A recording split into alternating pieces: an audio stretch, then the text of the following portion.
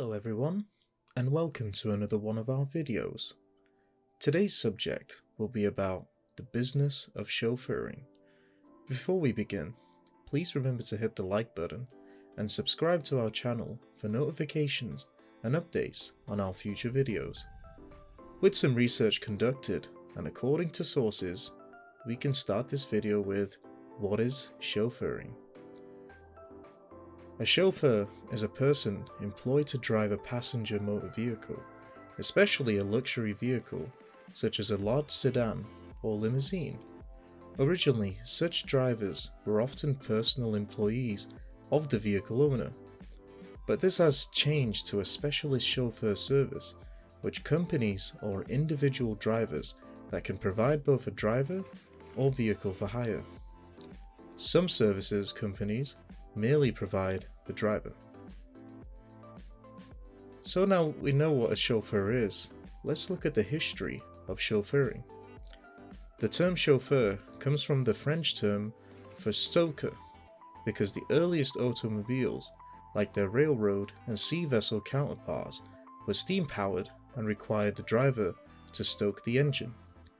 Early petrol gasoline powered motor cars before the advent of electric ignition were ignited by hot tubes in the cylinder head, which had to be preheated before the engine would start, hence the term chauffeur, which in this context means something like heater-upper.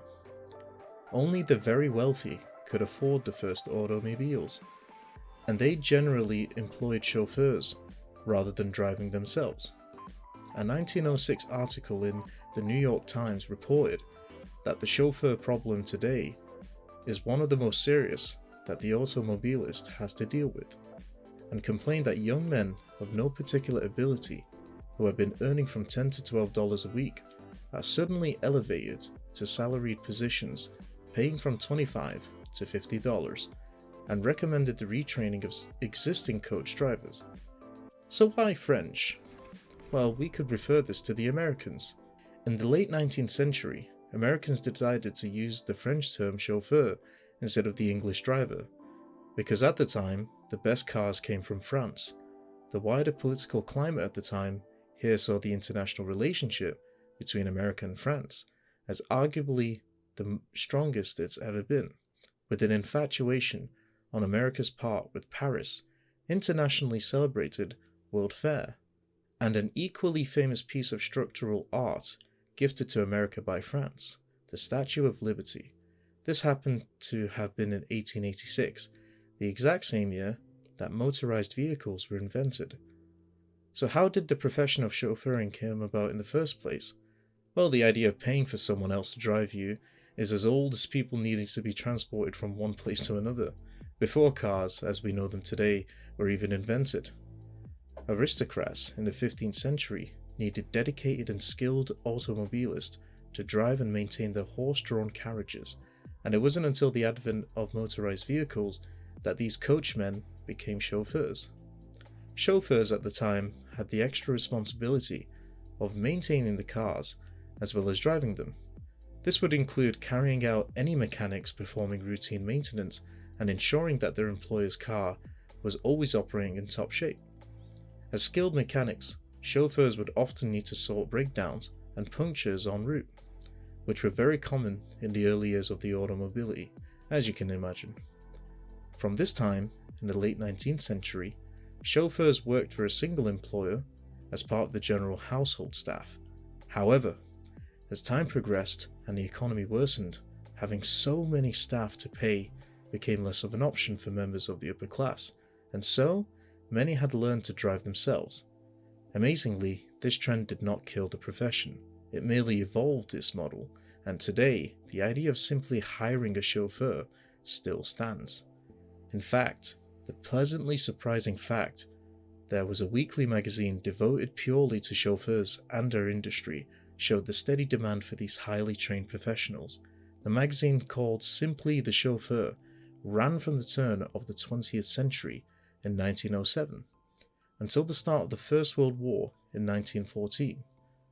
What's important to bear in mind at this stage is our timeline is that handling a vehicle in the 1900s was nothing like it is today.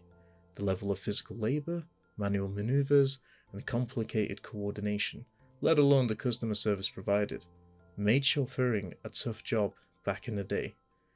The wealthy aristocrats who could afford chauffeurs in the first place were more than happy to leave the intimidating complications of this machinery to an expert.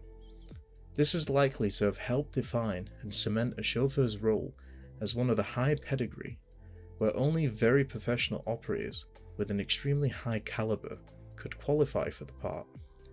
Today, in the early 21st century, we've seen an explosion of tech advancements, of course, and therefore a level of experimentation that sees the rule book completely ripped up and stitched back together again in a way that best fits our modern society. Now that we understand the history and what chauffeur is, let's have a look at what it takes to become one and the dress code that comes along with it. Starting with the training, some limousine companies often require the chauffeurs to undergo specific extra training. These courses may involve evasive driving or defensive driving techniques. Though this is more related to close protection, some chauffeurs do apply this. The proper methods to ensure safety in the most extreme conditions, such as inclement weather, a flat tire, at high speeds, or other exterior influences for loss of vehicle control. Most companies also have their own courses as to what they expect from their chauffeurs. Chauffeurs may be taught proper etiquette for use when they are in presence of the clientele. They may also be trained for services to the client beyond the car itself, such as for a personal valet or close protection. Many companies and local licensing agencies currently require random drug screening.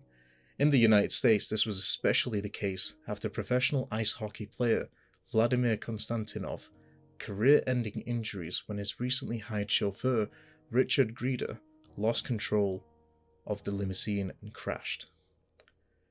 The dress code, in many places or at times in the past, proper physical presence is presented by the chauffeur at all times. This usually includes a well-groomed individual, conservatively dressed in a clean and crispy pressed black or dark business suit or tuxedo, dress shirt, and appropriately matching tie with black leather gloves and freshly polished matching footwear. In some areas such as Japan, white gloves are the norm. Some companies have complete uniforms for their chauffeurs, and some require that hats be worn as part of the uniform. You could relate this to the movie The Tuxedo. And that's it. I hope you found this video informative and interesting to know about the luxuries of having a chauffeur. Thank you so much for watching, and take care everyone.